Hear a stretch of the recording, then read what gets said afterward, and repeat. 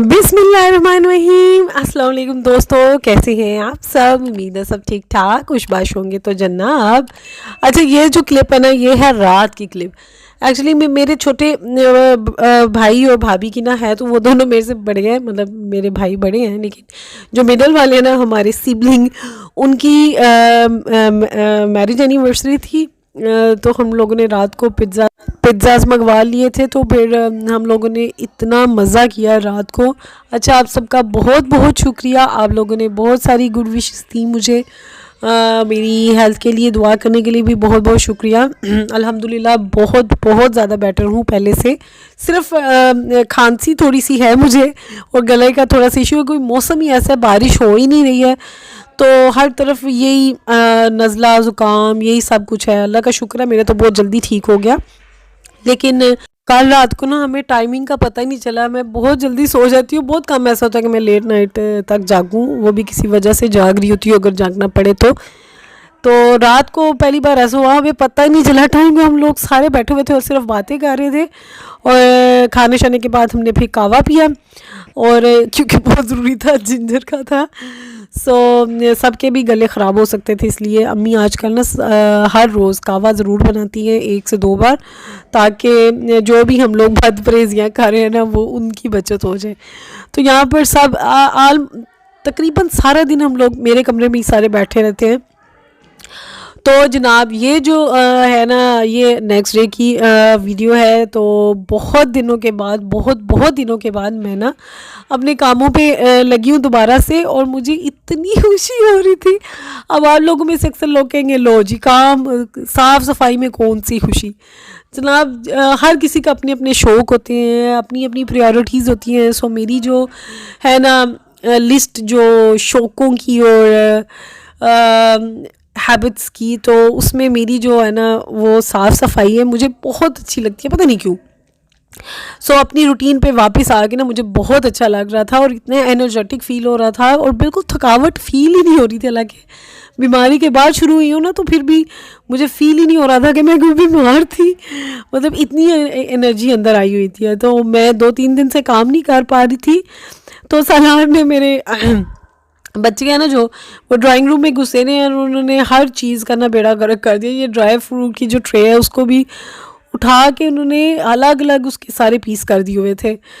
मैंने सोचा इसी बहाने सारा कुछ सेट कर लूँ। अच्छा, आज हमारे घर अचानक से गेस्ट आ गए थे। मेरे मामू और मामू की बेटी हैं, और उनके बच्चे जो है ना, सब ने आना था।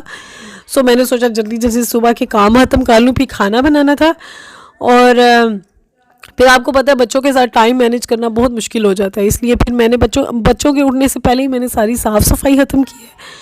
सारी सफाइयों की वीडियो तो नहीं मैंने बनाई, ज़ाहिर टाइम नहीं था मेरे पास। मैंने सोचा जल्दी से काम ख़त्म करूँगी तो खाना बनाऊँगी। आज का जो हमारा मेन्यू था ना, वो मैंने सेलेक्ट किया था जी, पुलाव था, और साथ में मटन था, और साथ में कस्टर्ड, और साथ में सलाद, रायता वगैरह, ये जो चीज़ें होती हैं, बस यही 1 डिश हमेशा ज़्यादातर हम रख रहे हैं, क्योंकि फिर जो कि इजीली हमारे लिए बनाना ना बहुत आसान हो जाता है। तीनों ने एक एक डिश बनाई है। छोटी भाभी ने पुलाव बना लिया था, मैंने बना लिया था सालन, और बड़ी वाली भाभी ने बना लिया था मीठा।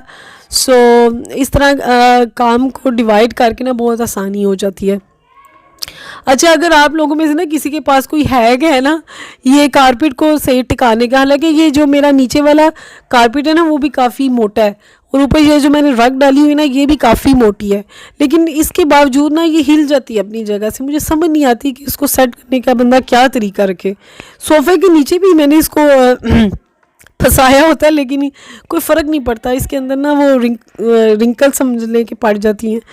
वो बिल्कुल स्ट्रेट नहीं रहती। तो अगर आप लोगों में से किसी के पास कोई भी आइडिया है ना, तो ज़रूर मुझे कमेंट बॉक्स में ज़रूर बताइएगा। अच्छा, आपको मेरी आवाज़ में अभी भी ज़्यादा वो चेंजिंग फ़ील हो रही होगी, क्योंकि थोड़ा सा फ्लू अभी है। अच्छा, मैंने पौधों को आज धोया नहीं, काफ़ी सर्दी थी, तो मैंने सोचा कि पानी से ना मुझे ठंड ना ज़्यादा लग जाए, तो मैंने इनको डस्ट आउट ही कर लिया था। हल्के से डस्टिंग करने से ही काफ़ी साफ़ हो गए थे, हल्की हल्की डस्ट, इसी ज़्यादा नहीं थी। मैंने सोचा कि गेस्ट आ रहे हैं तो फिर ज़्यादा गंदा ना हो जाए, गंदा फील लुक ना दे। सो मैंने सोचा एक बार इनको भी हाथ लगा लेते हैं और साफ़ रहते हैं। अच्छा, ये हमारे घर का ना बहुत ब्यूटीफुल एरिया है, बहुत अच्छा। किसी भी कोने में ना हल्की सी भी ग्रीनरी ऐड कर देना तो उस कोने की शान जो है ना वो बढ़ जाती है। इसलिए घर के मुख्तलिफ कोनों में ना कोशिश किया करें कि जो ग्रीनरी है ना, छोटे छोटे पौधे हो जाएं, वास हो जाएं, तो इस तरह की जो चीज़ें हैं ना ये ज़रूर ऐड करें, यह घर के हुस्न में इजाफा करती हैं, मुझे बहुत अच्छी लगती है। तो यहाँ पर मैं जो मटन था ना वो बना रही थी। यहाँ पे हमारा मीठा और चावल दोनों बन गए हुए थे, चावलों को दम लग गया हुआ था, और जो मटन है ना वो अब मैं भूनने लगी थी। वैसे तो मैंने पहले 10 मिनट के लिए इसको टाइमिंग पे लगा दिया था वेट, और अब मैंने इसको खोला है और फिर मैंने इसको घी डाल के ना तो अब भूना है। 10 से 15 मिनट मैं भूनती हूँ और उसके बाद फिर मैं इसको पानी डाल के ना वेट लगा देती हूँ। सो इस तरह हमारे जो मटन जी है ना वो तैयार हो जाते हैं। अच्छा, मेरे साथ ना एक मसला है, हर मौसम में ना, यानी कि गर्मियों में भी एक टाइम ऐसा आता है कि जिसमें मुझे हर चीज़ गंदी गंदी लगती है, और सर्दियों में भी एक मौसम ऐसा होता है कि सारी चीज़ें गंदी गंदी लगती हैं। सर्दियों में तब जब धूप नहीं निकलती, अब कितने दिनों से ना धूप बिल्कुल भी नहीं निकल रही, तो मुझे घर की जो साफ़ सफाई है ना वो भी उतनी साफ़ लगती नहीं है। मतलब ऐसी अजीब गंदा गंदा हर चीज़ मुझे फ़ील होती है। और गर्मियों में तब होता है जब बरसात का मौसम होता है, मुझे ऐसा लगता है हर चीज़ चिपचिपी और अजीब सी, गंदी गंदी सी, गीली गीली सी लगती है। तो बस ये जो दो मौसम होते हैं मुझे बिल्कुल अच्छे नहीं लगते। जब सफाई करने के बाद भी ऐसे लगता है कि नहीं, कुछ कमी है, साफ़ नहीं हो रहा। मैंने जो पोछा है ना वो भी विनेगर वगैरह डाल के ना मैं लगाया ताकि जो क्लैरिटी है ना अब के फ्लोर्स में वो नज़र आए। तो फिर भी है, जब तक धूप नहीं निकलेगी ना तो वो वाली सफाई की जो एक लुक है ना वो नहीं आती, और जब ये ऐसा होता है ना तो मुझे बड़ी इरिटेशन होती है और चिढ़ होने लग जाती है। सो यहाँ पर मैं ना गेस्ट आ गए हुए थे तो मैंने सोचा मैं टेबल भी लगा दूँ। लाइट नहीं थी, बाद में शुक्र है लाइट आ गई थी। तो यहाँ पर मैं और भाभी जो थे ना वो डिश को असेंबल कर रहे थे, और बच्चों का इतना शोर था, मैंने इसलिए आज बिल्कुल भी ना कोई रियल वाला जो आवाज़ थी ना वो लगाई नहीं है, मैंने वॉइस ओवर ही किया क्योंकि बहुत ज़्यादा शोर आ रहा था। सो शुक्र है एंड टाइम पे सारा कुछ तैयार हो गया हुआ था, कोई मसला इतना नहीं हुआ। फिर हम लोगों ने और कुछ भी नहीं किया, हमने सिर्फ खाना शाना खाया और चिट चैट की। और ये मेरी बहुत बहुत प्यारी आपी है, मेरा तो ज़्यादातर बचपन जो है ना आपी के साथ ही गुजरा हुआ है। सो बहुत प्यार, अम्मी ने मतलब ये मेरी जो बाजी है ना, ये मेरे मामू की बेटी है, अम्मी ने इनको बहुत मतलब प्यार से पाला हुआ है ना, तो उनको भी हम लोगों से बहुत प्यार था। सो इसलिए वो हमें बहुत प्यारी है। तो एंड पे जनाब साहब को खाना देने के बाद मैं और मेरी भरजाइयाँ ना जो हम भी खाने लगे। बस वो पहले होता है ना कि ज़रा मेहमान खा लें, खाने में कोई कमी पेशी ना हो जाए। सो हम लोगों ने वेट किया, एक बार वो लोग खा लेना तो फिर हम लोग खाएंगे। तो यहाँ पे बच्चे भी बहुत तंग कर रहे थे, लेकिन खैर उसके बाद हम लोगों ने कमरे में चले गए। आज यकीन नहीं करेंगे आप लोग के पूरा दिन आज गैस थी, 1 मिनट के लिए नहीं गई। बहुत ही अजीब सिचुएशन थी, हमने हीटर लगाया हुआ था, यकीन ही नहीं आ रहा था।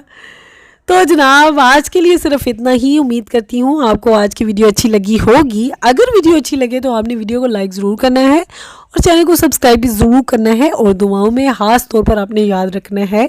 इंशाल्लाह कल फिर मिलेंगे। अल्लाह हाफिज़।